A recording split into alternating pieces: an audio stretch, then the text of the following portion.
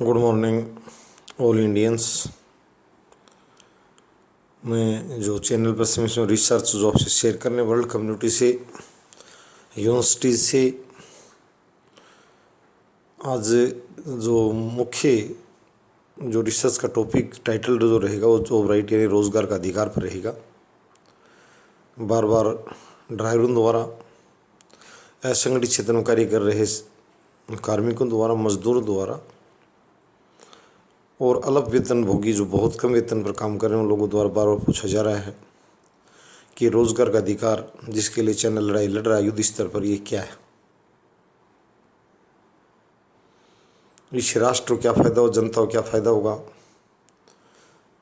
इससे आपको अपराध कम करने में कैसे सहारा मिलेगा समाज और राष्ट्र को। अनेक बात लोगों के जहन में उठी कि रोजगार का अधिकार है क्या। 18 साल का होते ही राज्य से अधिकार के रूप में रोजगार की मांग करें कि मुझे रोजगार दो। मैंने पहले कहा था कि 28,000 की वेतन से ऊपर, मासिक वेतन से ऊपर की नौकरियां नहीं देंगे। चाहे कोई डॉक्टरेट PhD होल्डर्स मांग करें, चाहे MBBS करें, चाहे वेटरनरी सर्जन करे, MSc BEd करे या आम ड्राइवर करे, बागवान करे। एक क्यूबा मॉडलिंग की मैं बात कर सकता हूँ। स्विट्जरलैंड जैसे, फिनलैंड जैसे देशों में इस तरह की व्यवस्था है जहाँ सबसे सुखी जीवन माना गया है। संगठित क्षेत्र में जो लोग काम कर रहे हैं, जहाँ चपरासी भी, पुराना और बूढ़ा चपरासी, बूढ़ा मेरा मतलब 50 साल से बड़ा चपरासी जो 50,000 रुपये वेतन ले रहा है उसे 28,000 में बड़ी नफरत आ रही है। शिक्षक जो लाखों ले रहा है उसे बड़ी नफरत आ रही है कि बेवकूफ़ क्या बात कर रहा है। निश्चित रूप से 2% लोगों को झटका लगेगा जॉब राइट में। 28,000 से वेतन ज़्यादा किसी का नहीं निकलेगा राज्य खजाने से, जन खाते से।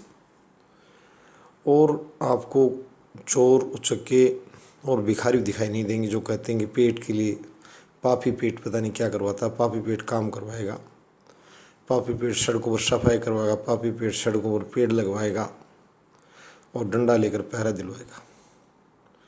पापी पेट इन गंदे धंधों को छोड़ देगा।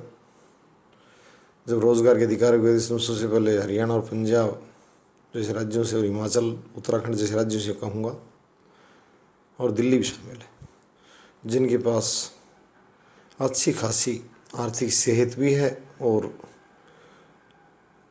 एक सीमित जनसंख्या भी। इसके लिए पहले हाथ आजमाएं।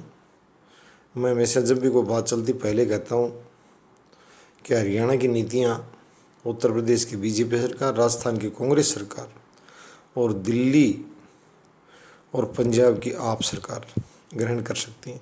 कहने मतलब यहाँ दलगत बात नहीं है, कोई भी दल इसके लिए आगे आए, समर्थन में आई।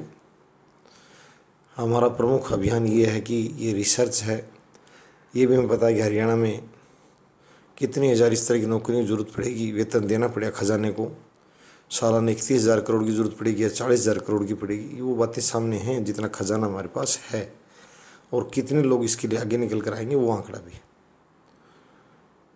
तो रोज़गार के अधिकार को काफ़ी मैं ये पढ़े लिखे विद्यार्थियों से और पत्रकार साथियों से, नेताओं से, अभिनेताओं से भी कहूँगा वो प्रचार प्रसार करें। इससे अनावश्यक भगदड़ और कुंठा भी खत्म होगी। ये नौकरी को सिर्फ इतना माना जाएगा अच्छे से काम करो, शिक्षा लेकर, और एक सम्मानित सा वेतन पाओ। इसमें बेकार की लूट और बेकार की जो दूसरी प्रकार की नुकसान वाली बातें थी, जिससे जन खाते को नुकसान हो रहा था कि कम कितने कार्य बदले कितना वेतन ले रहे, ऐसी बहुत सी बातें सामने आ रही थी। इससे सभी इतना कार्य कर पाएंगे, अच्छा रहेगा, राष्ट्र निर्माण होगा और GDP में वृद्धि होगी। ये बात भी मैं हर यूनिवर्सिटी के जो इकोनॉमिक्स के जो हेड्स हैं उन सभी साथियों से कहूँगा, वर्ल्ड लेवल पर हो चाहे इंडिया लेवल पर हो, कि जॉब राइट 28,000 पर मंथ पर थोड़ी बात कर ली जाए और ज़्यादा ऊंचे वेतन की नौकरियों का भारत में निर्माण किया भी नहीं जाए। ये बात सही है। मुझे याद है एक बार वित्त मंत्री महोदय NDA सरकार के ने कहा था रिजर्व बैंक के गवर्नर को हटाते हुए कि ज़्यादा इनकी सीख की ज़रूरत नहीं है, जैसे पढ़े लिखे बच्चे और बहुत हैं, हमें हमारी नीतियों की अनुपालना करवानी है जहाँ से हम निर्वाचित होकर हैं ताकि उनको संतुष्ट कर सकें। यहाँ UK की नीतियाँ नहीं लगानी है। लंदन स्कूल ऑफ इकोनॉमिक्स का जो प्राध्यापक था, उसकी नीतियाँ इंग्लैंड के अनुकूल थी। तो बात भारतीय वित्त मंत्री की सही थी कि हमें यहाँ लोगों को संतुष्ट करना और देश को किस ढंग से चलाना, ये सोचना है। वही बात है कि जॉब राइट पर जो जितने भी इकोनॉमिक्स के डिपार्टमेंट और IIM जितने भी इंडिया के हैं, मैं उन सबसे भी कहूँगा, और विधानसभा और संसद में चर्चा कर ली जाए, विधान परिषदों कर ली जाए कि ये अधिकार जब लेकर आएँ तो काफ़ी विकृतियाँ दूर होती हैं। तो आज मैं सभी से साझा प्रयास एक तो ये करूँगा कि स्कूलिंग के तुरंत बाद अगर कोई चाहता है, ये स्वेच्छा पर रहेगा। मेरा मतलब ये है कि सभी को कोई अनिवार्य यहाँ सेना सेवा लागू नहीं करने जा रहे हैं। यदि +2 के बाद 18 साल का होने पर कोई बच्चा अगर रोज़गार चाहता है, उसकी घरेलू परिस्थितियों तो उसे रोज़गार दे दिया जाए। अगर कोई डॉक्टरेट करना चाहता है, 40 वर्ष तक पढ़े, हमें उसकी कोई बाधा नहीं। जॉब राइट का इतना सा मतलब है कि यदि कोई सेवा करना चाहता है राज्य की, तो उसको सेवा का मौका दे दिया जाए। एक इससे ग्रामीण क्षेत्रों में बड़ा सेवा विस्तार होगा। ग्रामीण क्षेत्रीय शिकायतें बार बार कर रहे हैं कि देश में शिक्षा बताई, परंतु हमें उसका लाभ नहीं मिला। एक छोटे से शहर में हजारों मास्टर, चिकित्सक, डॉक्टर रहते हैं, वकील रहते हैं, परंतु ग्रामीण परिवेश में आज भी बड़े बड़े गाँवों में एक संख्या नहीं मिलती। यहाँ चिकित्सक से मतलब है कि MBBS MD कैडर का आदमी जो उनका उपचार कर सके।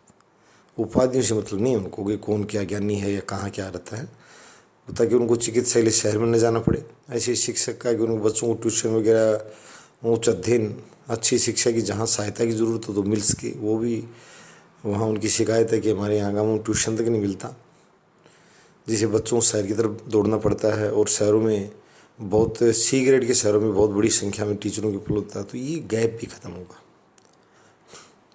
पढ़े लिखे लोग जब वही पैसे आपको गांव में उतने मिल रहे हैं और एक मेट्रो सिटी मिल रहे हैं, तो गांव को प्राथमिकता देगा, क्योंकि वहाँ उसकी बड़ी बचत भी होती है।